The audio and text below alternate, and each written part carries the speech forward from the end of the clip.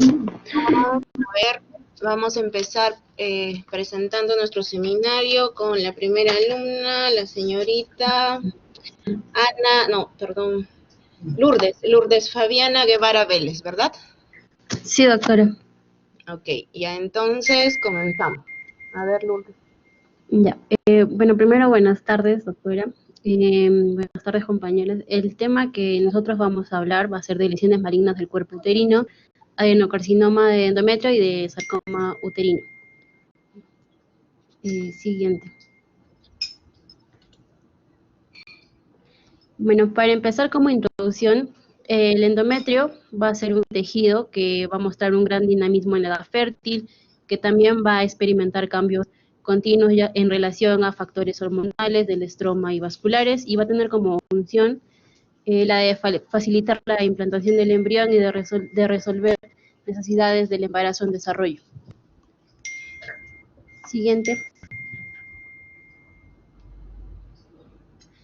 Ya, como voy a dar una pequeña introducción más o menos de lo que ya todos sabemos que es el ciclo menstrual, que para empezar, empezando por la fase proliferativa, que más o menos esta es la fase proliferativa que va a ocurrir antes de la ovulación y que va a ocasionar un crecimiento del componente glandular del endometrio y que va a estar favorecido por el estrógeno. Que va a estar, también tenemos la fase secretora, que va a ocurrir después de la ovulación, en el cual las glándulas endometriales ya van a alcanzar su maduración y esta va a estar favorecido por la progesterona.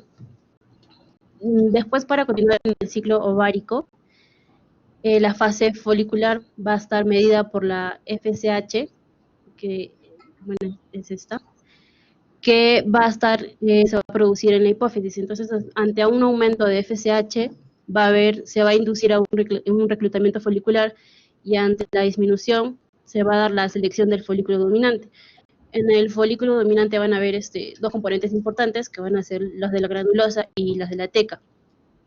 La granulosa, bueno, va a tener una enzima que es la aromatasa, que va a utilizar los andrógenos que van a estar producidos por la teca y los va a, para poder producir estrógenos, principalmente el estradiol, que va a ser el más importante en la edad fértil.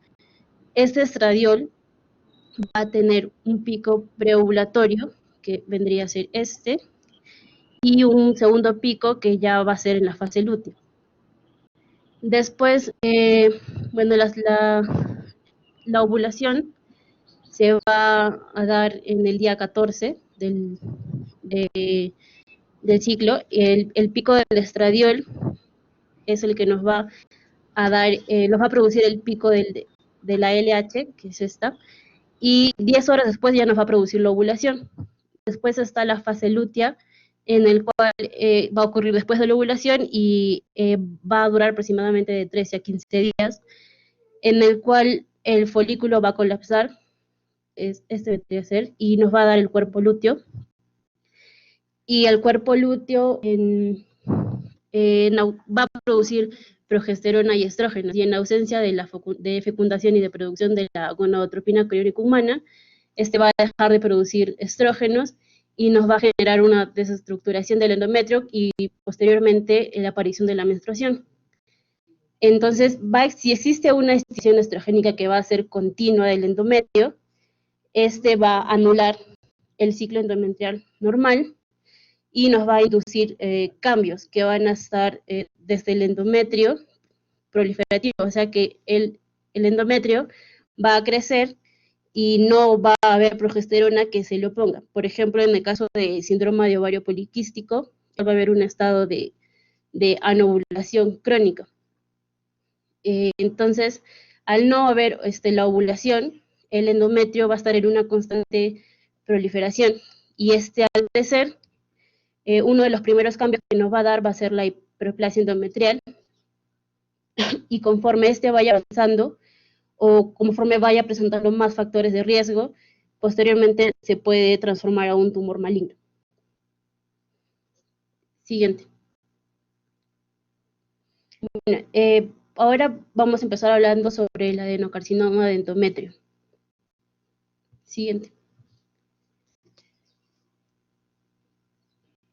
Bueno, como incidencia, el adenocarcinoma de endometrio va a ser el tumor ginecológico más frecuente en los países desarrollados, que va a estar seguido del cáncer de ovario y de cuello uterino, que va a estar asociado con factores ambientales como la dieta, que va a ser rica en grasas. En el Perú ocupa el tercer lugar de las neoplasias ginecológicas, y en Estados Unidos va a ser la neoplasia ginecológica más frecuente y ocupa el cuarto lugar en frecuencia entre todas las neoplasias en las mujeres. Sí, siguiente, por favor. En la mortalidad, el 67% de las mujeres que con cáncer de endometrio van a reciben un diagnóstico en estadio temprano, y este va a ocupar el 7º lugar de causa muerte en las mujeres a nivel mundial. Y en la actualidad no existe un método para detección precoz del cáncer de endometrio. Siguiente. Ya, en cuanto a la epidemiología y los factores de riesgos, el factor determinante es que van a existir los hiperestrogénicos, ya sean endógenos, porque la misma paciente los va a producir, o exógenos, por ejemplo, porque la paciente reciba terapia hormonal sustitutiva. También está la edad, que es de 50 a 70 años, pero la mayor parte de los pacientes tienen entre 50 y 59 años. En la nuliparidad, ¿por qué va a ser un factor riesgo? Porque a diferencia de las personas multíparas, porque las personas multíparas en cada gestación va a descender su estímulo estrogénico, ya que la placenta va a convertir el estradiol en estriol, el cual va a tener menos potencia.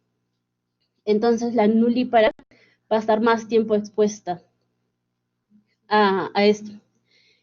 En la terapia estrogénica sustitutiva, por ejemplo, en las mujeres menopáusicas, a pesar de que esa terapia ayuda con los síntomas que se presenten en la menopausia, también va a agravar el estado hiperestrogénico. Y por lo que he leído es mejor, primero se tiene que hacer un estudio, pero se recomienda la terapia combinada. En la terapia con tamoxifeno, para empezar, el tamoxifeno es un modulador selectivo de receptores de estrógeno. El tamoxifeno se da en pacientes que tienen cáncer de mama, pero va a ser un beneficio para las pacientes con cáncer de mama, pero ese también va a producir un efecto estrogénico que va a provocar un engrosamiento del endometrio. También está la menarquia precoz y la menopausia tardía, la obesidad, que a mayor tejido adiposo, o sea, en la grasa va a haber más producción de estrona, que este es un tipo de estrógeno que también va a agravar el estado de hiperestrogenismo. En cuanto al síndrome de ovario poliquístico, en el cual se va a dar una anovulación crónica, como ya lo había explicado, al no haber ovulación, entonces el endometrio va a estar en una constante proliferación. Ahora, el síndrome de Lynch, para empezar, es un síndrome hereditario que va a tener un riesgo de cáncer de endometrio en un 30-61% a lo largo de la edad. Este es el más común, pero no solo nos va a ser un riesgo para el cáncer de endometrio, porque también va a estar asociado a otros tipos de cáncer, pero es uno de los más comunes. El síndrome de Cowden también es llamado síndrome de amartomas múltiples, en el cual las pacientes van a estar más predispuestas a presentar tumores benignos, principalmente en cáncer de mama, también de tiroides, y también de endometrio, en un pequeño porcentaje de aproximadamente del 5 al 10%. Siguiente. Bueno, a continuación va a hacer la exposición mi compañera Gabriela Guanchi. Ya. Bueno, continuando con los tipos patogénicos del cáncer endometrial, vamos a tener dos, que va a ser el cáncer endometrioide tipo 1 y el cáncer no endometrioide tipo 2. Gracias a Dios, el más frecuente va a ser el tipo 1 y es el que va a tener mejor pronóstico, ¿no? Un 70-80%. y el no endometrioide tipo 2 va a tener un 20 a 30%. El tipo 1 va a estar asociado a estrogenismo, mientras que el tipo 2 no, va a ser completamente opuestos. El tipo 1 también va a estar asociado a obesidad, hiperlipidemia en pre y perimenopáusicas, mientras que el tipo 2 se va a presentar en las posmenopáusicas. En el tipo 1 va a haber hiperplasia endometrial y en el tipo 2 va a haber atrofia endometrial. Después voy a explicar esto, qué tiene que ver con el pronóstico. También en el tipo 1 van a encontrar el grado tumoral bien o moderadamente diferenciado y en el tipo 2 pobremente diferenciado, grado tumoral 3. En el tipo 1 va a haber una infiltración miometrial superficial y en el tipo 2 una infiltración miometrial profunda. Eso también se puede ver con una ecografía transvaginal o también con una resonancia magnética, ¿no? Para ver cuánto ha afectado el miometrio. En subtipos tenemos en el tipo 1 va a tener subtipos histológicos endometrioide, mucinoso y bilioglandular. El más frecuente va a ser el endometrioide. En el tipo 2 va a tener subtipos histológicos como carcinoma seroso papilar uterino, carcinoma de células claras, carcinosarcoma y carcinoma indiferenciado, y el más frecuente va a ser el carcinoma seroso papilar uterino.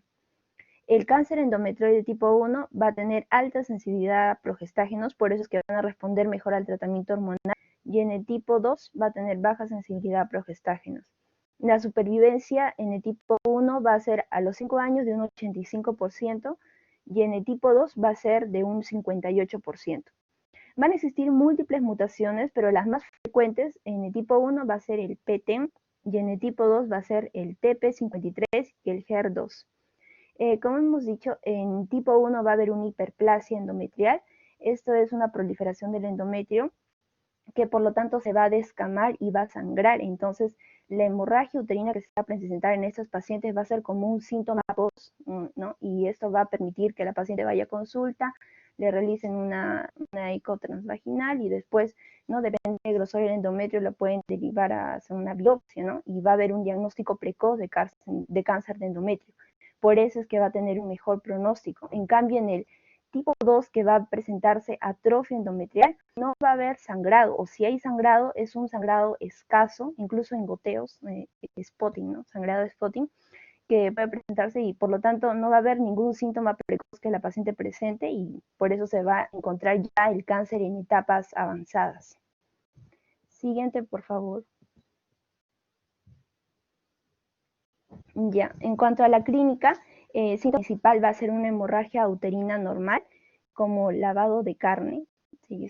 A medida que las pacientes envejecen después de la menopausia, va a aumentar la probabilidad de que la hemorragia uterina sea debida a cáncer de endometrio, ¿no? Como habló mi compañera, se presenta de 50 a 70 años aproximadamente.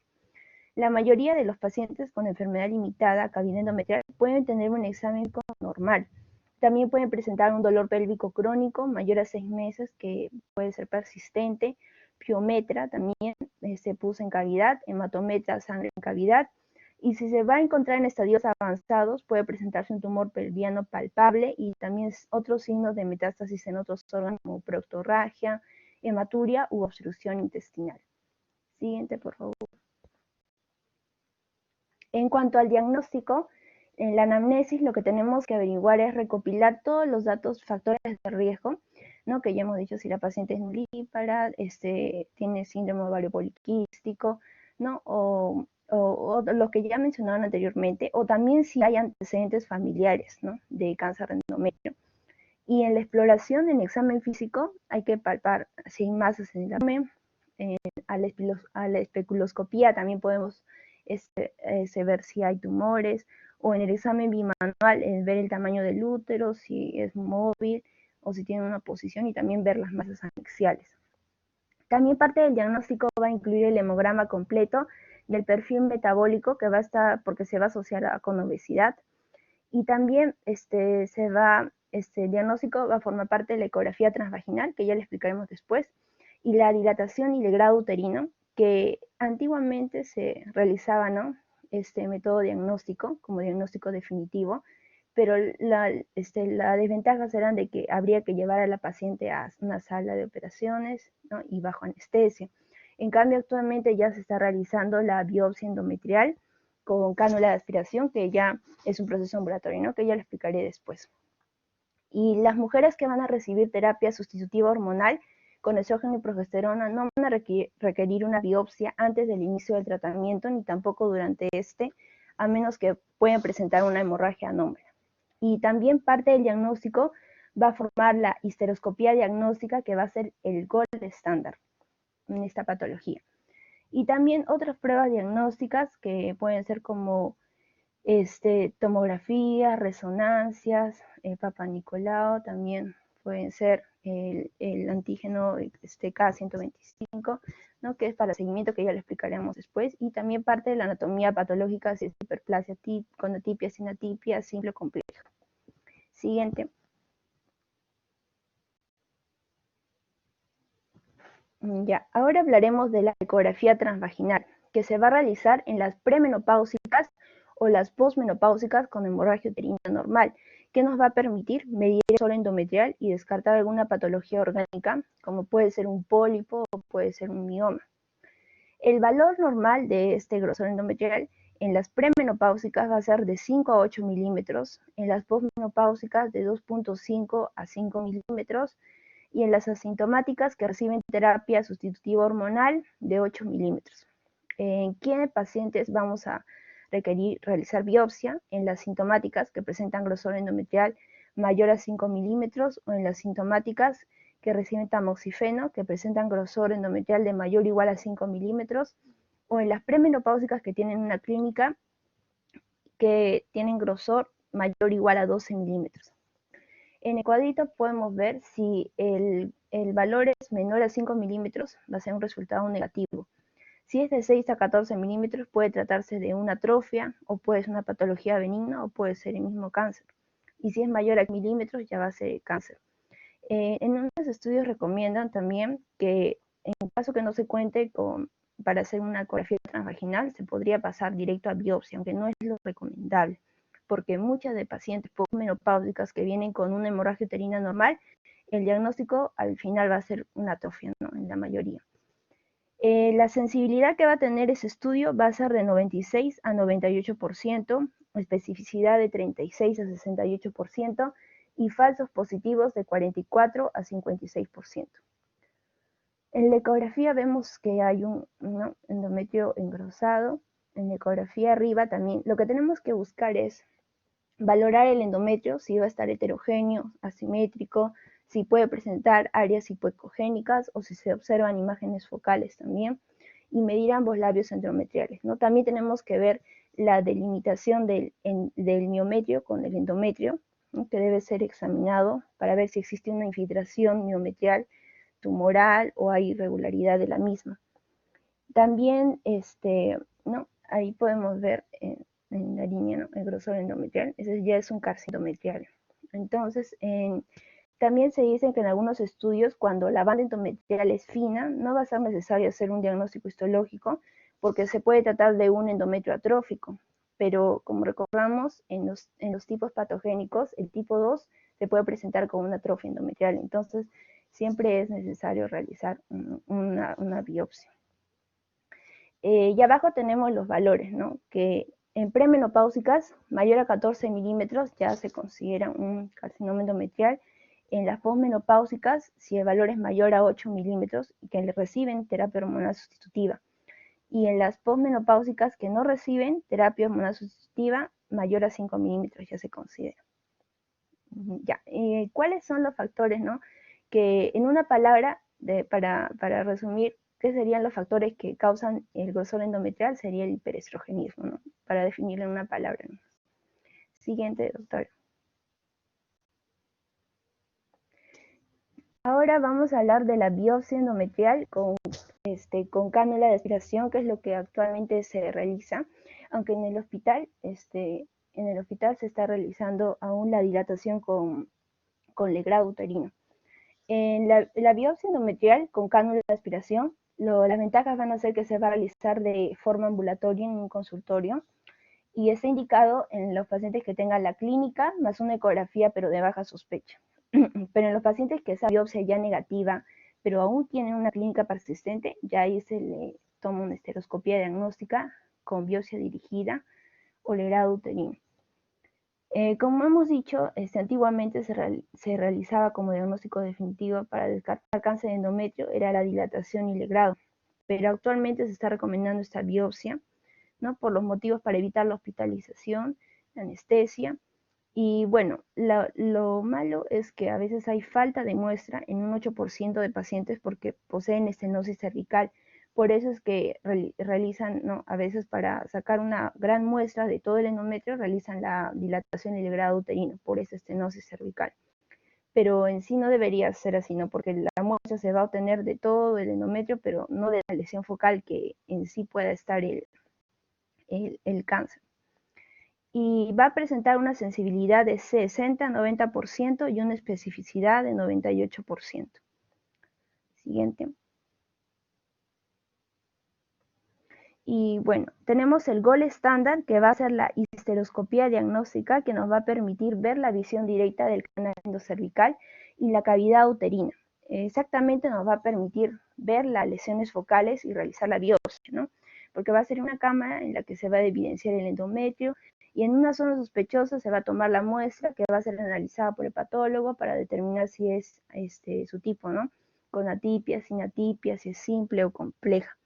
En casos también de estenosis cervical o en caso que la paciente no permita la biopsia por aspiración o en caso que la metrorragia pueda recurrir tras una biopsia endometrial, se considera también la histeroscopía diagnóstica, ¿no? Y en la histeroscopía diagnóstica, la imagen de cáncer puede presentarse como una lesión xerofítica, ulcerada, que puede afectar una superficie más o menos extensa de la cavidad uterina y puede tener un aspecto abolonado, polipoide, con vasos gruesos, ¿no? Y como hemos dicho, va a ser una biopsia dirigida porque, bueno, aparte de detectar la lesión focales, puede identificar también otras posibles lesiones como un leiomioma o pólipo y llevar el procedimiento de manera ambulatoria también. Cuando la biopsia, como hemos dicho en la anterior diapositiva, si la biopsia sale negativo, pero la clínica aún es persistente, también se puede indicar una histeroscopía, ¿no? Y se puede obtener biopsias de lesiones focales, ¿no? Por eso es dirigida, que pueden ser pasadas por altos en un procedimiento de dilatación y legrado, ¿no? Entonces, indicado en citología positiva o sospechosa, también en pacientes con alto riesgo de padecer cáncer endometrial y cuando el grosor endometrial es mayor a 6 milímetros en las posmenopáusicas. Bueno, ahora daré el pase a mi compañera Sonia. Siguiente. Bueno, en cuanto a las otras pruebas diagnósticas, tenemos la citología vaginal exfoliativa. Esta es decir, el Papa Nicolau. Como el Papa Nicolau, sabemos, se evalúa más la parte exocervical y el canal. Entonces, si es que en el caso de que se llegara a tomar la muestra y al realizar el extendido de las células del canal, lo que vamos a poder obtener sería un hallazgo patológico, en el caso de que fuera positivo, para cáncer de endometrio. Pero eso en la realidad no siempre sucede así. Entonces, por eso es de que nos sirve más para determinar un diagnóstico definitivo y es por eso que en este caso la citología vaginal representa una sensibilidad que es menos del 50%, porque no siempre nos da el valor que queremos obtener para lo que es cáncer endometrial. En cuanto a la radiografía de tórax, es importante también porque en estas pacientes es frecuente que hagan metástasis de tipo pulmonar. Por eso es que se realiza esta prueba. En cuanto a la tomografía, ya sea de abdomen o de pelvis, también nos sirve para evaluar la diseminación, ya sea local o regional. Y en el caso de una tomografía en el caso de una tomografía de tórax, igual nos sirve para descartar la metástasis a distancia. En el caso de una resonancia magnética, esta va a evaluar el compromiso sobre todo en el endometrio y el miometrio. Y eso nos va a determinar, evidenciar si hay una diseminación local o regional. En cuanto al PET-CANT, en pacientes con riesgo de diseminación de la enfermedad, nos da para ver, tipificar de alguna forma cuándo es que yo elijo realizar una cirugía, ¿no? Y también en histologías desfavorables. Por ejemplo, en evaluaciones preoperatorias también se pide el PET-CAM. Y en cuanto al CA125, que es el antígeno determinante sérico, esto se va a encontrar elevado en un 80%. en los casos de cáncer endometrial avanzado o metastásico, pero hay que recordar aquí también que puede estar elevado en otras patologías, como son el cáncer de ovario, en endometriosis, que son patologías benignas, ¿no? Y en situaciones normales, también como por ejemplo el embarazo. Y es por eso que este CA125 se usa más que todo para lo que es pronóstico y para seguimiento. Siguiente, por favor. Bueno, en cuanto a la anatomía patológica, aquí tenemos que la evaluación detallada del útero por parte se toma aparte del anatomopatólogo. Y como vemos aquí en el gráfico, muchas veces no se saca el diagnóstico de la biopsia, como ya lo explicó mi compañera, ya que de ella no nos da una idea general. Y es por eso que se prefiere que sea de toda la piel uterina al hacerla tras la histerectomía. Y uno se puede sacar, ya sea, como ya mencioné, la biopsia de todo el útero o como se ve en la foto, se refiere a todo el útero. Y esto después el anatomopatólogo lo va a evaluar a detalle y va a determinar de esta forma el estallaje y por lo tanto el tratamiento que se va a realizar para lo que es el cáncer de útero. Una vez realizado esto, se ve ya la inspección macroscópica luego de la histerostomía y se determina en base a esto el tamaño de la lesión, su localización, es decir, si va a estar en el fondo, en el segmento o en el cuello, y también la profundidad de la infiltración tumoral, ya sea en el miometrio, y eso quiere decir que mientras más profundo sea la lesión, pues será de peor pronóstico, ¿no? Lo otro importante de notar aquí es las hiperplasias con atipias citológica.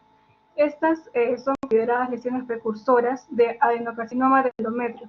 Y eso quiere decir que, por ejemplo, para el cáncer de endometrio existen precursores. Y en este caso es la presencia de estas hiperplasias. Sobre todo las hiperplasias de tipo atípicas, que son las que nos detonan un alto factor de riesgo para poder producir un cáncer de cuello uterino. Bueno, siguiente, por favor. En cuanto a riesgo de cáncer de cuello uterino a futuro, según la Sociedad Internacional de Patología Ginecológica, tenemos un cuadro que nos evidencia lo que es el tipo histológico de la hiperplasia endometrial, junto con el porcentaje que podemos encontrar de riesgo a producir algún cáncer de cuello uterino. Entonces, de esto podemos empezar a definir qué significa cada una de estas cosas, qué es una hiperplasia simple sin atipia, con atipia. Las hiperplasias simples sin atipia y la compleja sin atipia son de bajo grado, es decir, no son poco frecuentes por el mismo porcentaje que no causan cáncer de cuello uterino, a diferencia de la hiperplasia simple con atipia y la hiperplasia compleja con atipia, que son mucho más malignas y que pueden producir malignidad. Específicamente la hiperplasia con atipia, que representa entre un 29%. Y justamente esta presenta malignidad y también se puede diferenciar de las otras porque vamos a encontrar que en esta va a haber una estructura granular diferente, van a incluir también, van a presentarse núcleos grandes, de gran tamaño, con forma variable, y va a haber una relación tanto del núcleo con el citoplasma, y también los nucleolos van a ser grandes, y puede presentar grumos irregulares de cromatina, a diferencia de las hiperplasias simples, sin atipia, que no presentan nada de esto, más que todo se caracterizan por ser glándulas dilatadas o quísticas en el caso de la hiperplasia simple sin atipia, y la hiperplasia simple compleja sin atipia tiene glándulas estructuralmente complejas que pueden presentar ramificaciones. Y bueno, como pueden notar ahí en el cuadro, la hiperplasia complejas con atipia son las más frecuentes en un 29%, según la Sociedad Internacional de Patología Ginecológica. Y es por eso que estas hiperplasias con atipia son consideradas lesiones precursoras del adenocarcinoma de endometrio. Por eso es muy importante que si a un paciente que nos viene con toda la clínica ya mencionada, es decir, los sangrados anormales, y viene con un resultado que puede dar alguno de estos tipos de hiperplasia positiva, el manejo tiene que ser diferente. Por ejemplo, no puede ser observación como en el caso que saldría si fuera una hiperplasia simple, sinatipia o compleja sinatipia. En estos casos sí se pide observación, pero ya para cuando tiene alto riesgo de malignizar, se recomienda además hacerle otro tipo de tratamiento. Se le recomienda hacer una histerectomía. Y además, como ya se mencionó, si además presenta también la paciente factores de riesgo asociados, como ser que sea diabética, que sea obesa, que sea de edad avanzada, que sea nulípara, etcétera, ¿no? Porque tienen mayor riesgo a producir el cáncer de cuello uterino. Siguiente, por favor. Lo otro es que el anatomopatólogo va a evaluar dos cosas. Uno, que es lo que ya les expliqué, lo que es el tipo histológico, y lo otro que va a evaluar también es el grado de diferenciación tumoral. Para este caso, según la FIGO, lo divide en tres grados, ya sea lesión de grado 1, el grado 2 y grado 3. G significa lo que es grado tumoral. En base a eso, tenemos la primera, que es las lesiones de grado 1, que equivale más o menos al menos del 5%. Estas hay que notar que son bien diferenciadas y que suelen asociarse a un exceso de estrógenos. Es lo que hemos visto, ¿no?, en los carcinomas endometrioides tipo 1, que ya lo explicó mi compañero. Y tienen una característica muy similar a la hiperplasia endometrial en el extendido de la patología, y por ende, pues estos tienen un buen pronóstico. Cuando hablamos ya de la siguiente, que son las lesiones de grado 2, estas tienen un porcentaje de 6 a 50%, y estas son moderadamente diferenciadas y por lo tanto son de pronóstico intermedio. Y como ven, estos dos tipos de lesiones ya mencionadas, tanto la G1 como la G, son de buen pronóstico, pero la que viene, que es la de grado 3, esta es más del 50%. Y en esta lo importante es que tienen una diferenciación muy escasa, pues poca. Entonces, estas tienen la característica muy distintos a nivel del endometrio, de un endometrio normal, y por ende su pronóstico va a ser muy malo, a diferencia de las otras tres. El siguiente, por favor. Bueno, hasta ahí es todo lo que es cuestión del diagnóstico. Ahora vamos a empezar a hablar sobre lo que significa, cuáles son los factores pronósticos para este tipo de enfermedad. Entonces, aquí empezaremos a hablar sobre el pronóstico. Tras realizarle, como ya les había mencionado, una histerectomía y la disección alveolar, se utilizan a menudo características clínico-patológicas para poder determinar la recidiva de la enfermedad y la mejor opción para el tratamiento, ¿no?, de ella. Entonces, hay ciertos factores pronósticos que nos van a determinar si encuentro esas características. Entonces, si mi pronóstico puede ser bueno o puede ser malo. Y para ello se va a basar en estas características, que pueden ser desde el tipo histológico, es decir, que si se encuentra o no se encuentra hiperplasia con atípica. Como yo lo había mencionado, mal pronóstico es que se encuentre una hiperplasia de tipo atípica compleja, ¿no? El grado tumoral es otro. También, si encontramos el grado tumoral grado 3, también nos habla de un mal pronóstico, ¿no?, a diferencia que fuera de grado 1 o 2, que no sería un buen pronóstico. Lo otro es el estadio de la enfermedad. Esto eso es lo que voy a explicarles más adelante sobre el estadiaje, pero más que todo es que si hay compromiso endometrial del cuello o del segmento uterino inferior. Y en cuanto al tamaño tumoral, también. Es decir, si estas lesiones pueden ser menos de 2 centímetros, entonces tienen menor probabilidad de producir metástasis ganglionar y por lo tanto son de mejor pronóstico. Y el hallazgo de encontrar una infiltración miometrial, es decir, que mientras menos infiltración tenga, hay un mejor pronóstico. Es por eso que también es un indicador de agresividad del tumor. Lo otro es la metástasis de los anexos. Eso se refiere a que cuando se ve anexos en los hallazgos, tiene un estadio mayor. Entonces, eso ya nos dice que posiblemente ya haya presencia de metástasis y por lo tanto su pronóstico puede ser malo, ¿no? También cuando hay una afectación en los espacios linfovasculares, esto se refiere más que todo a metástasis de tipo ganglionar, ¿no?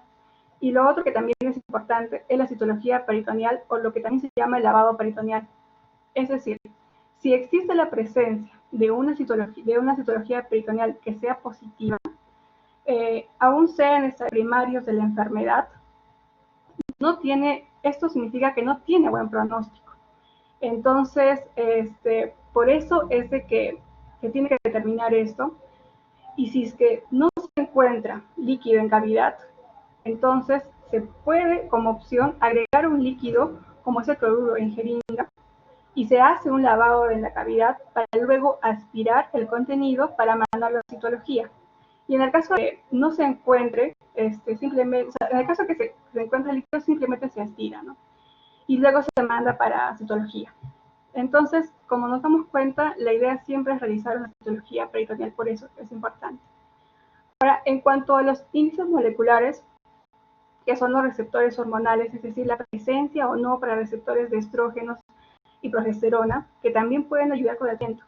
Y el que tiene, bueno, por ejemplo, los receptores de progesterona, tienen mejor pronóstico y también en el caso de las mutaciones endometriales, porque estas mutaciones pueden ser endometrioides y también pueden ser no endometrioides. Y eso va a determinar mucho el pronóstico. Por ejemplo, si fuera el PT, esta es mucho más frecuente para tipos endometroides. Y la TP53 y la HER2 es mucho más frecuente para tipos no endometrioides. Y por lo tanto, como ya se explicó anteriormente, estos son los de peor pronóstico, ¿no? Siguiente, por favor. Esto es lo que les voy a explicar acerca de la acidificación del cáncer de endometrio. Esto es extraído de la guía de CNN del 2020, donde integra tanto al TNM como el estadiaje FIGO. Entonces, aquí vamos a tener desde el estadio 1, 2, el que se divide en 2A, 2A, 1A, 1B, el estadio 2, el estadio 3, que se divide en el estadio A, B, y el estadio 4, que se divide también en el estadio 4A, 4B. El primero, que es el estadio 1, ya que todo es un tumor que está confinado al cuerpo uterino, es decir, que va a incluir la afectación granular en lo cervical. Y se va a dividir en dos, en el 1A y en el 1B. Y lo que es importante recordar es que el 1A es un tumor limitado al endometrio y puede invadir hasta menos del 50% del miometrio, a diferencia del 1B, que puede invadir a más o igual del 50% del miometrio. En cuanto al estadio 2, en este caso es un tumor que va a invadir tanto el estroma cervical, es decir, el cuello, pero no se extiende más allá y no va a incluir la afectación granular cervical a diferencia del primero. Y en el estadio 3 tenemos que aquí ya pues me habla de una extensión extrauterina, es decir, que va a afectar ya tanto la serosa uterina, los anexos, la vagina o el parametrio, y se va a dividir en 3A y en 3B y en 3C, y a su vez el 3C se va a dividir en dos, en 3C1 y 3C2. Cuando ya empieza de 3A, es un tumor que va a afectar la serosa uterina y los anexos. Cuando nos habla de 3B, es un compromiso vaginal que puede ser directa o metastásica y que va a haber compromiso de tejido a nivel parametrial. ¿Y eso qué quiere decir? Se refiere más que todo a afectación de tejido graso o conjuntivo que va a rodear al útero.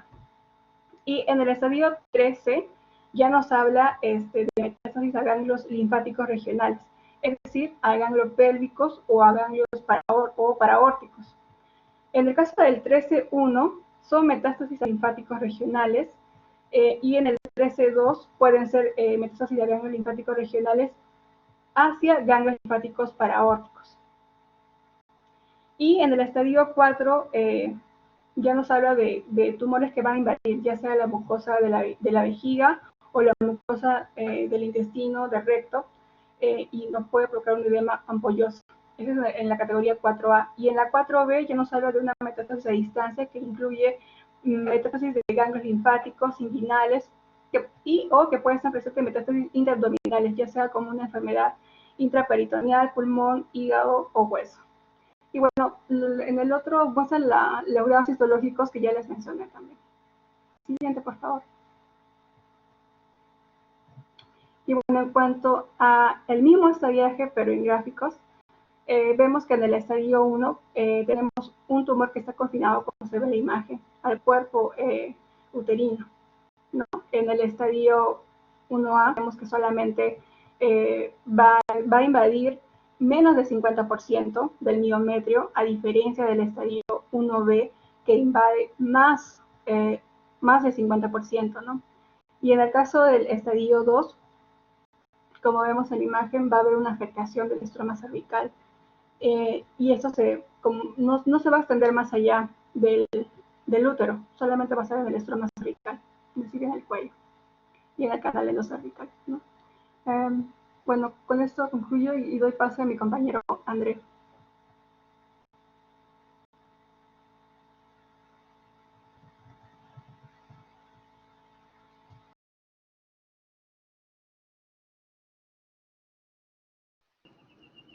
Ya, bien, continuando con lo que se refiere a la estadificación, aquí vemos los gráficos, recordar, ¿no? De que la estadificación es importante porque eso nos va a permitir a la vez ver el pronóstico, ver el porcentaje de supervivencia del paciente y también plantearnos un manejo en cuanto al tratamiento.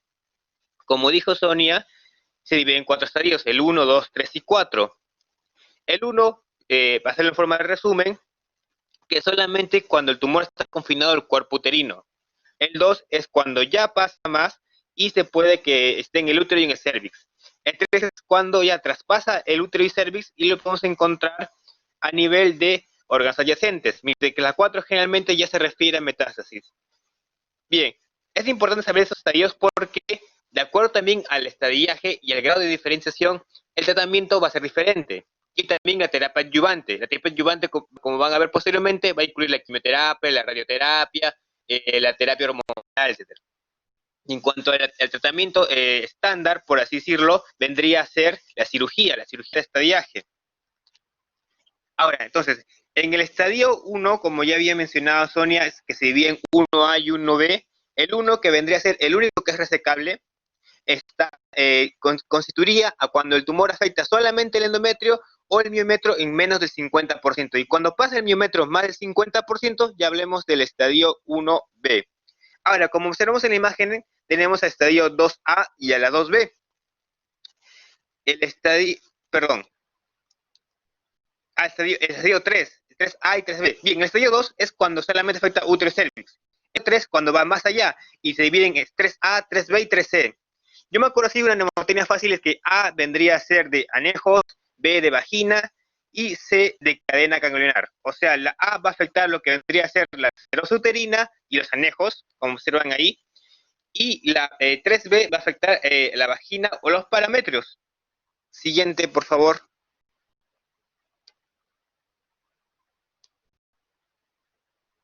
Siguiente, por favor.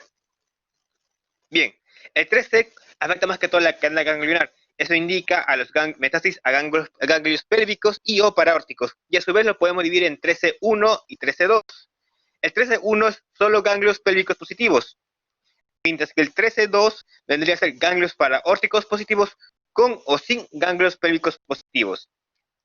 Bien, y el estadio 4, que hace referencia a cuando el tumor ya afecta a la vejiga o mucosa rectal o hace una metástasis a distancia. Aquí también tenemos 4A y 4B. El 4A es cuando afecta un órgano pélvico, o sea, invade vejiga y o la mucosa rectal o intestinal. Siguiente.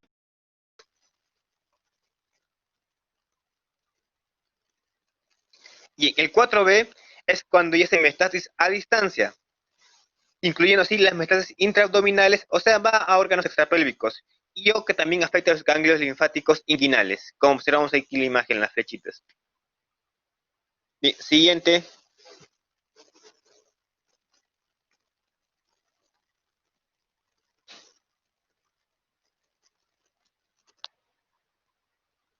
Bien, como dije, el tratamiento de la cirugía definitiva incluye a la cirugía estadiaje. Incluimos entre estas, que es importante saber, la histerectomía total extrafacial, más una salpingoferectomía bilateral, con su lavado de cavidad citológico y le agregamos una linfectomía pélvica y paraórtica. Bien, la indicación de linfadenectomía pélvica paraórtica va a depender, porque no en todos los casos se va a dar, y las indicaciones para estas van a ser cuando hablemos de un cáncer de útero del tipo 2, o sea, el no endometrioide. Y si hablamos del tipo 1, solamente cuando es del 1B para arriba.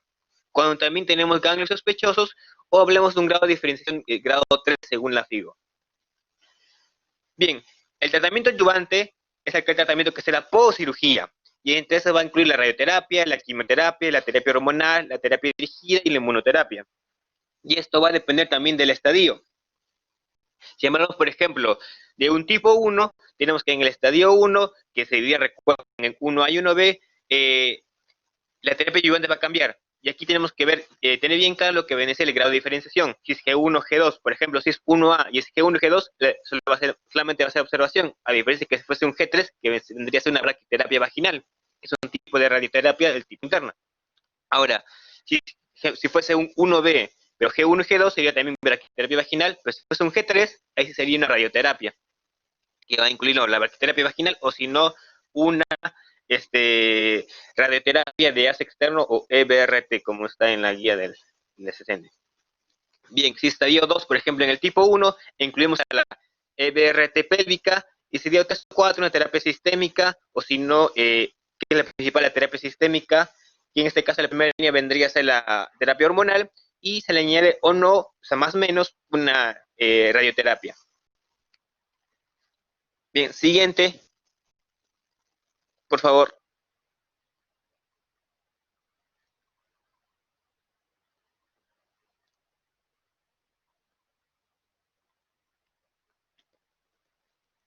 Bien, como decía, el tratamiento estándar siempre que sea factible hacer la intervención quirúrgica. Y como este incluye de forma repetición, esterectomía, su linfoferectomía bilateral, su linfadenectomía y su lavado peritoneal. El abordaje quirúrgico también es variable de acuerdo al estadio. Por ejemplo, si es un estadio 1, el abordaje quirúrgico va a ser vaginal. Otros abordajes vendría a ser vaginal si es que es estadio 1, y otros abordajes vendría a ser la abdominal, la paroscópica total o aislada, y la robótica en caso de obesidades. Y es curativa en el estadio 1. Los efectos secundarios de una cirugía definitiva incluyen la infertilidad, la menopausia, el ilio, el linfedema, etc. Siguiente, por favor.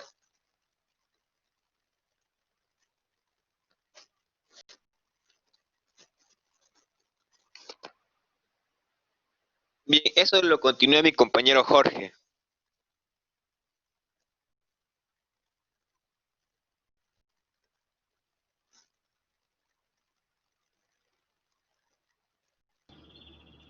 Jorge. Bueno, buenas tardes, doctora. Mi parte es la siguiente diapositiva, pero bueno. Bueno, pero por favor, Sí. en todo caso, esta, por favor. Ya, uno de los tratamientos que había mencionado para el cáncer de endometrio sería la radioterapia. Tenemos la radioterapia pélvica adyuvante, que es un tipo de radioterapia donde las radiaciones son producidas por una fuente externa y van dirigidas hacia el tumor. También tenemos una braquiterapia vaginal adyuvante, que es una radioterapia de tipo interna, donde la fuente de radiación se coloca en la misma fuente, o sea, en la vagina. Dentro de las complicaciones que vamos a tener de esta radioterapia van a ser la morbilidad vesical, va a ser la proctitis post-radioterapia, la necrosis y estenosis vaginal, la necrosis de tejidos blandos, la fractura de cabeza femoral, la mielosupresión y los abscesos pélvicos. Esta indicación de radioterapia va a depender tanto de la profundidad de la invasión hacia el miometrio y del grado de diferenciación tumoral. Siguiente, por favor. Ya, dentro de los factores de riesgo que vamos a tener para hacer esta radioterapia, vamos a tener a la edad, por ejemplo, que un paciente sea mayor de 60 años, va a ver si es que presenta alguna invasión del espacio linfovascular, va a depender también del tamaño del tumor, si es que es mayor de 20 milímetros, va a ser considerado también un factor de riesgo, y la afectación del tercio inferior del útero. Dentro de este cáncer endometrial vamos a tener tres diferentes estadios de bajo riesgo, de riesgo intermedio y de alto riesgo. De bajo riesgo vamos a tener a los tumores, por ejemplo, que se encuentran en el estadio 1 y en un grado de G1 y G2, es decir, aquellos tumores que están confinados dentro del endometrio. En caso de detectar este tipo de tumores, la única terapia que vamos a tener es la vigilancia. Eh, Dentro de otro estadio vamos a tener el estadio de riesgo intermedio. Esto vamos a tener a los estadios que van a estar en el tipo 1. Puede también estar, más que todo va a destacar porque va a haber una afectación ya del miometrio. O sea, no solamente va a estar confinado en el endometrio. En este caso, la terapia va a ser realizar una radioterapia adyuvante indicada. Y en el caso de tener estadios de alto riesgo, se va a considerar más que todo a los estadios en el cual se encuentre en el grado G3. En el grado G3, como había dicho mi compañera, es un grado de mal pronóstico debido a la extensión difusa. También vamos a considerar ahí a los estadios 2, 3 y cualquier estadio que no sea de tipo endometroide, como por ejemplo a los estirpes de células claras, a la serosa papilar, a las células pequeñas y a las que son indiferenciadas. En este caso, la terapia adyuvante que vamos a tener va a ser la radioterapia y la quimioterapia también, incluyéndolo. Es por eso que también cuando, por ejemplo, tenemos en pacientes con estadio 2, vamos a realizar una radioterapia pélvica con una braquiterapia, o en estadio 3 y 4, que son estadios ya avanzados, se va a considerar a la cirugía de la radioterapia en el caso del estadio 3 y en el estadio 4 la histerectomía. Basado de la extensión del tumor, por ejemplo, si es un tumor que solo se encuentra en el endometrio, se va a realizar una cirugía. Si es que solamente afecta al miometrio, vamos a basarnos en una cirugía más una radioterapia. Pero si es que sale del útero, se le va a incluir la hormonoterapia. Si es que sale de la pelvis, se va a incluir una radioterapia con una quimioterapia previa a la cirugía. Y si afecta a la cervix, va a ser una cirugía radical. Siguiente, por favor.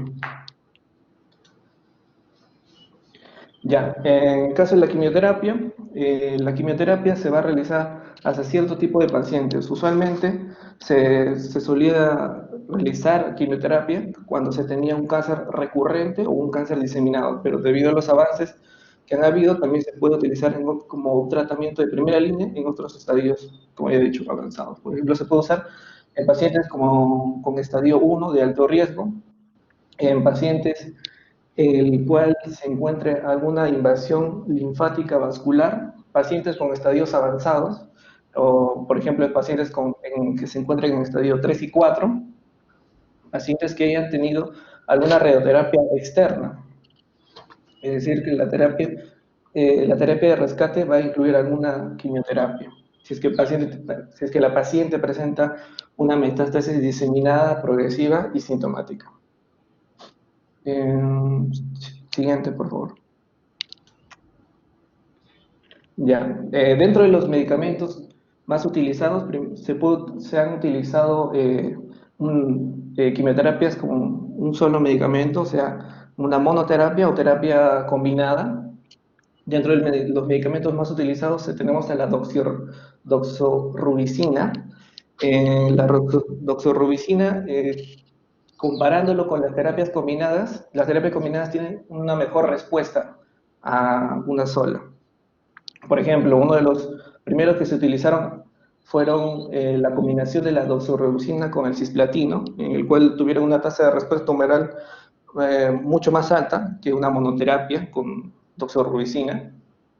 Otra combinación de tratamientos tenemos al cisplatino con la doxorubicina con la ciclofosfamida, cual se ha utilizado como una quimioterapia adyuvante y que se le denomina como un régimen CAP y que tuvo una respuesta con un aumento de la supervivencia sin progresión de las enfermedades y con una alta tasa de supervivencia global. Pero lo que más usualmente se usa actualmente es la combinación del cisplatino con doxorubicina con paclitaxel, en cual se utilizan más que todo con pacientes con una enfermedad avanzada, por ejemplo, pacientes que se encuentran con un estadio 3 y 4. Siguiente, por favor.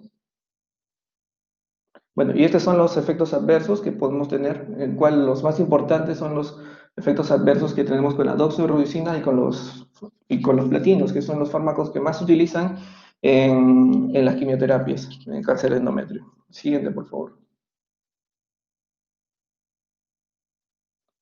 Luego tenemos la terapia hormonal. La terapia hormonal, como había comentado mi compañera, un factor de riesgo determinante es la exposición de los estrógenos hacia el tumor, debido a que estos tumores del cáncer de endometrio tienen receptores de estrógeno y progesterona. Entonces, una solución sería evitar esta exposición de los estrógenos. Y es por eso que se utiliza en el tratamiento hormonal el acetato de megestrol. El acetato de megestrol es un progestágeno sintético que, aparte también de utilizarse para el cáncer de endometrio, se utiliza para el tratamiento del cáncer de riñón y el cáncer de mama. Este acetato de megestrol va a aumentar el metabolismo de los estrógenos y así va a disminuir sus concentraciones plasmáticas. También se va a utilizar el acetato de medroxiprogesterona, que es un progestágeno sintético activo también, y que es más activo es más potente, diré, que la progesterona, que su función va a inhibir a la gonadotrofina hipoficiaria, es decir, a la FSH y a la LH, y con eso va a disminuir los niveles de estrógeno circulantes que hay en el caso de la mujer. También se va a utilizar inhibidores de la aromatasa, como su nombre dice, van a inhibir la síntesis de estrógeno que se obtiene a través de los andrógenos, y además también va a inhibir la producción de estrógenos por parte de la célula tumoral. Tenemos también al tamoxifeno que en sí es un modulador selectivo de los receptores estrogénicos. Este fármaco se va a fijar en los receptores receptores estrogénicos, y va a cambiar su conformación bloqueando la expresión genética, es decir, inhibiendo el crecimiento de estos tumores. También se va a usar el fulvestrant, que es un antagonista de los receptores de estrógeno, que se van a unir a estos receptores de una forma competitiva, es decir, va a haber una inhibición competitiva. Siguiente, por favor. Ya. Bueno, y hacia quién está indicado esta terapia hormonal, más que todo para los cánceres de endometrio para prevenir las recidivas en cáncer de endometrio en estadios avanzados, por ejemplo en estadio 3 o 4, en pacientes que no son idóneos para la cirugía o quimioterapia o radioterapia. Más que todo es usado para preservar la fertilidad de la paciente cuando se tenga alguna metástasis a distancia, por ejemplo, una metástasis hacia pulmón o una metástasis de bajo grado y asintomática. Siguiente, por favor. Ya, y a continuación continúa mi compañero Fabricio. Ya, bueno, continuando, vamos a hablar ahora sobre la terapia dirigida. La terapia dirigida está indicado en lo que sería el cáncer endometrial ya en estadios avanzados, en el estadio 3 y 4, o cuando hablamos ya de un cáncer que ha recurrido, un cáncer en recurrencia. La terapia dirigida, si bien es actual, ha sido aprobada recientemente en 2019. La FDA aprobó el año 2019, justamente aprobó solamente 2 fármacos para ese tipo de terapia. Vamos a ver de que se prefiere, a las pacientes muchas veces a darles la opción entre quimioterapia y terapia dirigida, pues las pacientes terminan eligiendo lo que sería la terapia dirigida, ya que estos se asocian a efectos secundarios menos graves. Bueno, en lo que se basa la terapia dirigida es de que, el tumor expresa serie de proteínas, ¿no? Hay diversos tipos de proteínas, ya se expresan en menor o mayor medida en distintos pacientes, que vienen a ser muchas veces receptores, mismos factores, ya sea de crecimiento, esta terapia dirigida va en contra de estas proteínas. Vamos a ver de que el MEG, o factor de crecimiento del endotelial vascular, se expresa en la mayoría de carcinomas uterinos y generalmente está asociado a un grado histológico más alto. También está asociado sobre todo a una invasión del espacio linfovascular, también se asocia a metástasis, a ganglios linfáticos sobre todo. Lo que se ha visto en los estudios clínicos es de que este factor de crecimiento endotelial vascular y también otra proteína que es el mTOR se encuentran, o digamos, son los blancos a tratar en estos tipos en este cáncer, ¿no? Sobre todo cuando hablamos ya de cánceres avanzados o recurrentes. Ahora, el único que ha sido aprobado por la FDA, o bueno, los fármacos que han sido aprobados por la FDA son aquellos que inhiben el receptor de este factor, o sea, el receptor del factor de crecimiento de la arteria vascular. Y bueno, el único fármaco aprobado es el empatinib, ¿no? Que es un antiangiogénico que inhibe el receptor de este factor de crecimiento. Bueno, también tenemos al Vabysmo.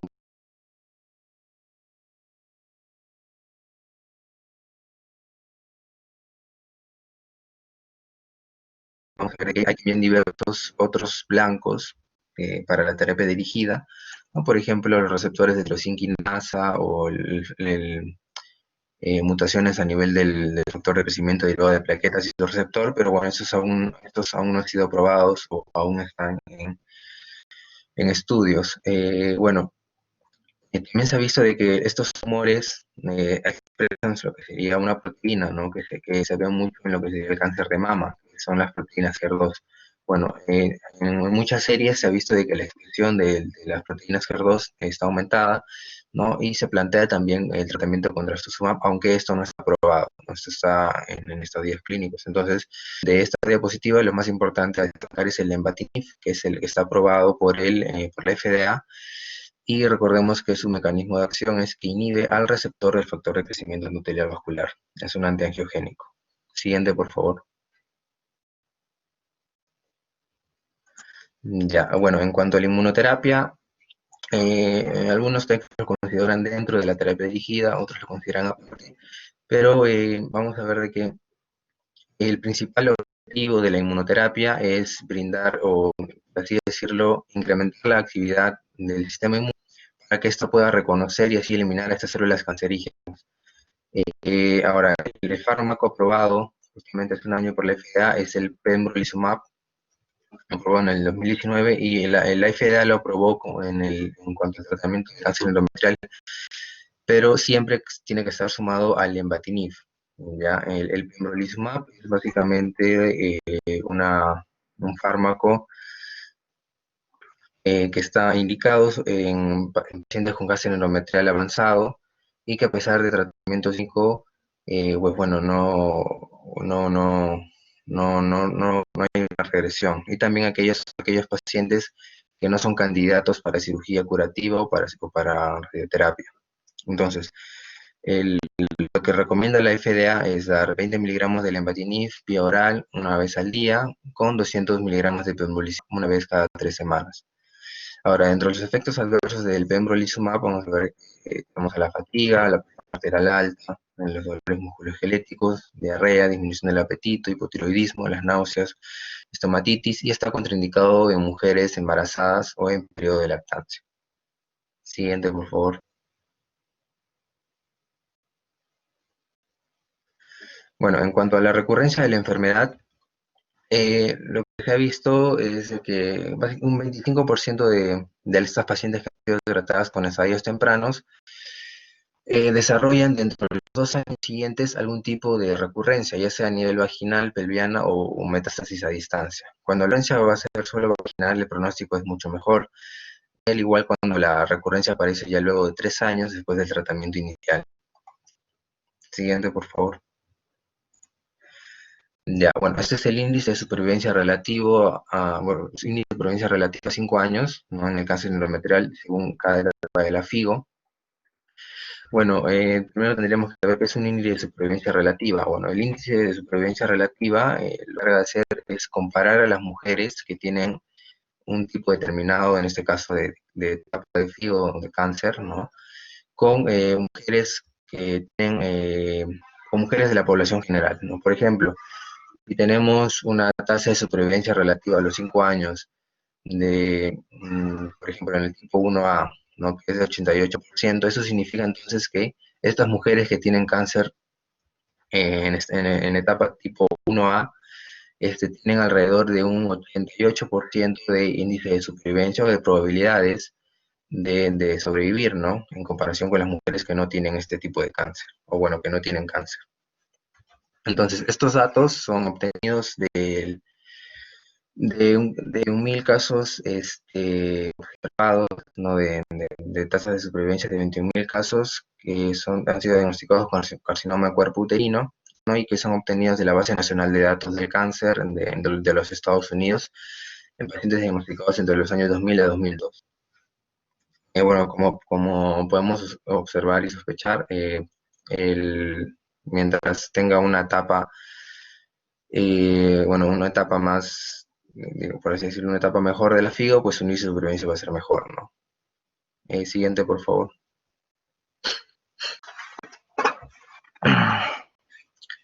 Bueno, y en cuanto a las opciones terapéuticas para los pacientes con cáncer de endometrio recurrente, se plantean distintos tipos de tratamientos según cuál sea según cuál haya sido el tratamiento primario de la paciente.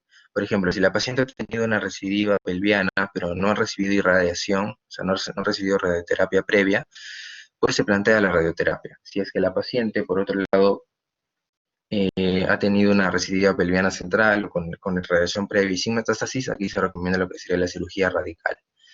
Si es que la paciente, por ejemplo, tiene una enfermedad diseminada, un tumor que produce receptores de hormonas, entonces se plantea lo que sería el tratamiento hormonal, que es lo que le habló mi compañero, ¿no? Y si ya es una enfermedad muy diseminada, no se puede hacer ningún tipo de cirugía, pues se recomienda la quimioterapia. Y si a pesar de una quimioterapia y aún hay refractariedad, pues ya se recomiendan medidas combinadas, ¿no? Para el tratamiento. Siguiente, por favor. Ya, en cuanto al tratamiento preservador de la fertilidad, bueno, recordemos siempre que el tratamiento primario, o digamos ideal este tipo de cáncer es una histerectomía. La terapia continua, o la terapia, digamos, preservadora de la fertilidad que se basa básicamente, en dar progestina o progesterona de forma continua, pues es un gran reto, la verdad, porque no existe suficiente evidencia, o algunos textos dicen que no existe suficiente evidencia para recomendarlo, pero igual se plantean como una alternativa a la cirugía radical, sobre todo a las pacientes que aún desean tener hijos o que no han satisfecho su deseo reproductivo. Entonces, se toman diferentes tipos de medidas, es muy estricto en cuanto a seleccionar este tipo de pacientes que van a obtener el tratamiento preservador de la fertilidad. Y vamos a ver que tenemos muchas indicaciones y que deben cumplirse y deben ser, igual la paciente debe ser asesorada y cuidadosamente seleccionados estos tipos de pacientes.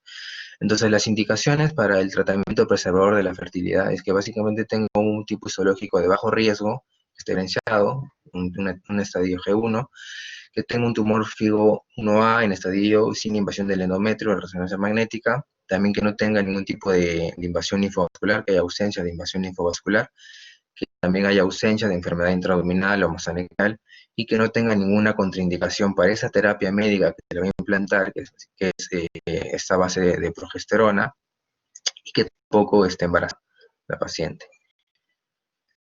Siguiente, por favor. Bueno, perdón, este era para que no tenga ningún tipo de contraindicación para el embarazo. Ya, bueno, entonces, en cuanto a este es un pequeño algoritmo para ver qué es lo que hay que hacer una vez que se le implanta lo que sería la terapia hormonal o el tratamiento con progesterona, que es lo mismo que decir que el tratamiento preservador de la fertilidad. Entonces, lo que se recomienda una vez dado este tipo o establecido este tipo de terapia es hacer exámenes cada 3 a 6 meses de seguimiento para ver si es recurrencia o si es que el cáncer se disemina o hay alguna, o empeora. Entonces, si el cáncer desaparece después de 6 meses, nuestro siguiente paso es decirle a la paciente que ya puede intentar quedar embarazada, pero igual seguir examinándola cada 6 meses. Ahora, si el resultado es que tiene un hijo, pues bueno, lo que haríamos sería ya ahora sí hacer una cirugía para extirpar, una histerectomía radical y extirpar también anexos, una histerosalpingoforectomía. Y bueno, por otro lado, si es que los exámenes, mientras nosotros vamos haciendo este testeo cada 6 meses, demuestran de que el cáncer empeoró, pues bueno, le tendríamos que comunicar a la paciente que no, este tratamiento no funcionó y que tendríamos que hacer la cirugía, ¿no? Ahora, por otro lado, si es que le implantamos el tratamiento, le realizamos las pruebas cada 3 a 6 meses y el cáncer sigue después de 6 a 12 meses, pues bueno, igual se va a cirugía. Siguiente, por favor. Bueno, ahora va a continuar mi compañera Ana Paula. Bueno, ahora vamos a ver lo que es el seguimiento. El seguimiento, en general, en toda paciente, tiene que ser un seguimiento de por vida, ¿no? Pero bueno, primero se va a sugerir que cada 3 meses haya un control durante los 2 primeros años y luego se va a hacer cada 6 meses hasta los 5 años. Y ya cuando ya lleguemos a los 5 años se puede hacer un control anual.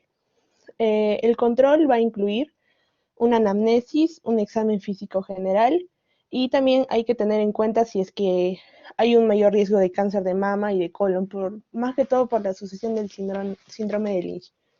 También es importante hacer una palpación en la región inguinal y supraclavicular para ver si ha habido diseminación. También hay que hacer citología de la cúpula vaginal y hay que dosar el CA-125 para poder valorar el efecto del tratamiento en las pacientes que hayan tenido un adenocarcinoma endometrioide, que sea avanzado o que sea recurrente. Más que todo el CA-125, como ahí mismo lo dicen, es para hacer seguimiento, ¿no? Y también es recomendable hacer una radiografía de tórax para ver si hay metástasis pulmonar, una ecografía y una mamografía una vez al año. Siguiente.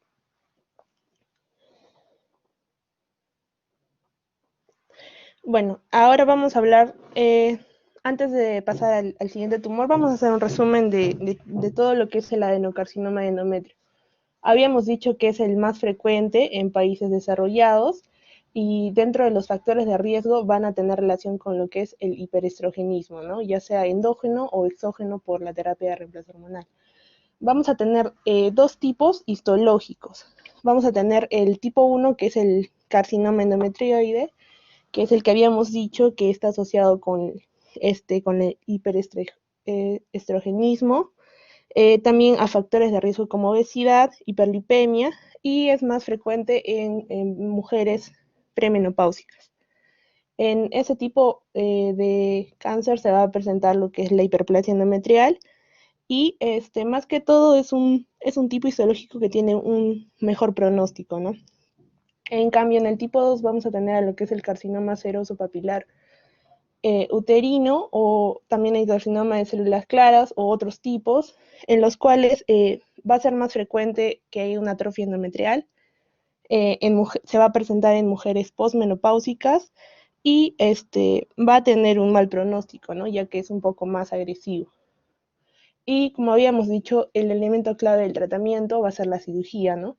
Y con eso también hay que hacer extirpación del útero, de las trompas y de los ovarios, y hay que hacer la estadificación completa. Siguiente. Y bueno, también es habitual que, aparte del tratamiento quirúrgico, se realice un tratamiento adyuvante, ¿no? Ya sea con radioterapia, con quimioterapia o terapia hormonal, pero esto va a depender de los estadios en que se encuentre el cáncer. Y habíamos dicho también que el cáncer de endometrio se va a transmitir a través de un defecto en la reparación del ADN, o bueno, lo que se denomina un síndrome de Lynch. El síndrome de Lynch, como habíamos visto, es un síndrome donde van a haber mutaciones, va a haber un error va a haber un defecto en la reparación del ADN y puede haber mutaciones que van a hacer que haya una mayor posibilidad de desarrollar cáncer de endometrio, ¿no? Siguiente. Bueno, vamos a hablar ahora de lo que es el sarcoma uterino. Siguiente. El sarcoma de útero va a ser un tumor poco frecuente, se va a presentar entre el 3 y el 8% a nivel de las neoplasias uterinas. Dentro de este grupo vamos a tener varios subtipos, pero bueno, el más frecuente van a ser los leiomiosarcomas. La incidencia de estos sarcomas se va a dar entre los 45 y 54 años, y la edad máxima va a ser, que va a aparecer, va a ser por encima de los 55 años. El tipo y la frecuencia de los sarcomas van a estar relacionados con una edad avanzada, como habíamos dicho, y también en pacientes que sean de raza negra. Siguiente. Bueno, dentro de los tipos patogénicos, primero vamos a tener que los sarcomas van a ser tumores que se van a originar de las células mesenquimales, ¿no? A diferencia de los carcinomas que ya hemos hablado, que son de las células epiteliales. Entonces también se dice que los sarcomas van a derivar de dos tejidos, el estroma endometrial y el miométrico. Vamos a tener 4 tipos patogénicos. El leiomiosarcoma en un 59%, que va a ser una transformación del músculo liso. El sarcoma del estroma endometrial en un 33%, no tiene ningún componente epitelial que sea reconocible. También tenemos el adenosarcoma, que tiene un componente de aspecto benigno, y el angiosarcoma o fibrosarcoma, que son tumores muy raros, ¿no? Y proceden de los tejidos de sujeción. Siguiente, por favor. Ahora, vamos a hablar sobre todo del leiomiosarcoma, que es el más frecuente. El cuadro clínico va a ser pacientes que tienen hemorragias, más que todo en mujeres perimenopáusicas, ¿no? En un 59%. En la exploración física vamos a ver masa pélvica palpable. Nosotros, al encontrar una masa pélvica que sea palpable, podemos decir que ya es un estadio avanzado, ¿no? Y también va a haber dolor pélvico en un 22%, y muchas veces se suele diagnosticar erróneamente como un leiomioma uterino, ¿no? La diseminación más frecuente va a ser por vía hemática a nivel de las vísceras intraabdominales. Puede haber metástasis pulmonares o pleurales. También va a afectar a los ganglios paraórticos. Puede haber metástasis renales y hepáticas, ¿no? Pero bueno, es más frecuente que haya metástasis pulmonares. Siguiente. Le voy a dar el paso a mi compañero Brandon, que va a continuar con la exposición. Bueno, cuando hablamos sobre el diagnóstico, como sabemos que el leiomiosarcoma se va a originar en el músculo liso, va a ser difícil de biopsiar, por lo que muchas lesiones solo se diagnostican con el estudio anatomopatológico definitivo. Bueno, los leiomiosarcomas van a estar más localizados en el método de diagnóstico y su crecimiento va a ser más lento que los carcinosarcomas o los sarcomas del estroma endometrial. Estos se van a encontrar casualmente luego de histerectomías, miomectomías o en biopsias de endometrio. Pues metástasis pulmonares, por lo tanto, es valuable dar una evaluación radiografía de tórax o tomografía. Siguiente, por favor. Los factores pronósticos en el liposarcoma. Las posmenopáusicas tienen un peor pronóstico.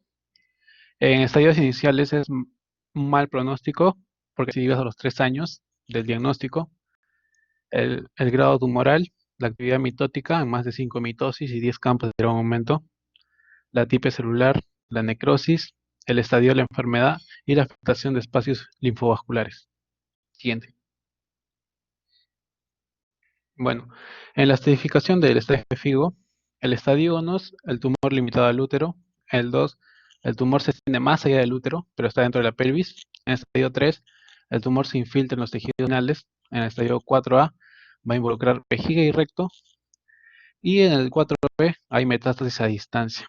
Y cabe resaltar que el 3C también hay metástasis en ganglios linfáticos regionales. A continuación le vamos a mostrar unas imágenes. Siguiente, por favor. Bueno, acá tenemos el tumor limitado al útero, el 1A de 5 centímetros o menos, el B de más de 5 centímetros en la primera imagen. En la segunda imagen, el 2A involucra anexos y el 2B otros tejidos pélvicos. En la categoría 3, la infiltración de tejidos abdominales, como vemos en la primera imagen, el 1A es un solo sitio, el 3A, perdón, es un solo sitio, el B más de un sitio, y el C, ahí va a haber metástasis y ganglios linfáticos regionales. Y en el 4 va a involucrar vejiga y recto y metástasis a distancia. Siguiente, por favor. Bueno, sobre el tratamiento, va a ser quirúrgico. La planificación de tratamiento es complicada porque en muchos casos no se identifican antes de la operación, por lo que se recomienda no utilizar la morcelación eléctrica en mujeres y posmenopausas. Si se conoce el diagnóstico antes de la operación, se debe realizar una histerectomía. Y la salpingoforectomía puede ser valorada por cada cirujano. Bueno, linfadenectomía también es un punto de controversia porque se recomienda únicamente en los ganglios que estén afectados o sospechosos. Siguiente, por favor. Bueno, como tratamiento adyuvante no se ha descubierto ninguno que sea eficaz y se usa radioterapia para beneficiar recidivas y la quimioterapia que va a evitar metástasis a distancia. Siguiente, por favor. Bueno, hablamos un poco del carcinosarcoma como resumen. También denominado un tumor moreliano mixto maligno. Es infrecuente. Histológicamente va a estar por elementos epiteliales y estromales, que son malignos. Es un carcinoma de alto grado con diferenciación sarcomatosa. Como factores de riesgo tenemos posmenopausia, el tamoxifeno como tratamiento, radiación pélvica previa. Y este carcinosarcoma tiene peor pronóstico que el adenocarcinoma, porque hay una mayor incidencia en metástasis linfáticas y peritoneales y pulmonares, con un estadio más avanzado en el momento de diagnóstico. Siguiente, por favor. Sobre la clínica va a haber una hemorragia postmenopausia, va a haber una masa polipoidea grande y algunos pacientes tampoco van a presentar hemorragias. En estadio avanzado, la clínica va a ser similar a un cáncer de ovario por el derrame pleural, citis, las masas anexiales y diseminación intraperitoneal. Siguiente, por favor. El tratamiento quirúrgico va a ser el lavado peritoneal para estudio citológico, una histerectomía con salpicofarectomía bilateral, linfadenectomía pélvica paraórtica, pero tiene un pronóstico malo en varias ocasiones. Y como tratamiento adyuvante, la radio y quimioterapia operatoria, reduciendo la recidiva. Y seguimiento, hay que evaluar al paciente cada 3 meses durante los 2 primeros años. Ya después de eso, se va a evaluar anualmente. Siguiente, por favor. Y hablar un poco del sarcoma estroma endometrial. Estos son tumores mesenquimatosos poco frecuentes, compuestos de estroma endometrio en fase proliferativa. Síntomas más habituales, hemorragias vaginales irregulares, dilatación asintomática del útero, un dolor pélvico, masa palpable, la masa va a ser blanda, polipoidea. Y el tratamiento quirúrgico va a ser una histerectomía con salpingofarectomía bilateral, pero no está clara la utilidad de linfadenectomía, porque hay escasos datos en la estadificación quirúrgica. Siguiente, por favor. Bueno, y su clasificación de tumor endometrial en función de capacidad de metastasizar, los nódulos estromales endometriales y los sarcomas estromales. Bueno, los primeros son proliferaciones benignas, bien delimitadas menores de 15 centímetros, sin bordes infiltrantes ni invasión espacio perivascular. Y en segundo punto, los sarcomas estromales, estos sí se invaden a nivel local. Esta afecta a los espacios perivasculares, linfáticos e infiltran las fibras del músculo de útero. Y se van a subdividir en sarcomas bajo de alto grado. En el tratamiento quirúrgico, la histerectomía con salpingofarectomía bilateral no va a estar clara la utilidad de linfadenectomía. Y en los de bajo grado se diagnostican cuando la enfermedad limita el útero. Este 70% de los pacientes van a estar en estadio 1 y 2. Y los de alto grado van a estar en un 40-50% de los pacientes que también en estadio 1 y 2. Siguiente, por favor. Bueno, como resumen, los sarcomas van a ser tumores poco comunes, pero los más frecuentes van a ser los leiomiosarcomas en un 59% y los sarcomas de estroma endometrial en un 33%. Siempre que sea factible el tratamiento de los sarcomas, va a consistir en la histerectomía con salpingofarectomía bilateral. Y el leiomiosarcoma va a tener un mal pronóstico. No se ha demostrado el tratamiento adyuvante que influye en la supervivencia, aunque esto se le administra en los estadios iniciales. Y el sarcoma de estroma endometrial van a responder al tratamiento hormonal por lo general. Siguiente, por favor. Bueno, eso sería todo. Gracias por escucharnos. Bueno, chicos, buenas tardes. Ya han culminado sus compañeros. Me dice su delegada que ya tienen otra clase con el doctor Neira. Yo el día viernes tengo un seminario más de planificación familiar. Antes de empezar el seminario, les voy a hacer las preguntas a sus compañeros y también las preguntas que ustedes quieran hacer para sus compañeros o para mi persona, me las hacen también antes de empezar el siguiente seminario el viernes que viene. para que puedan ir a su clase ahora. Muchísimas gracias por su atención y esperamos sus preguntas para ese viernes. Gracias.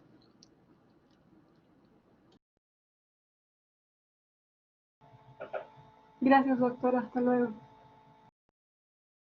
Hasta luego.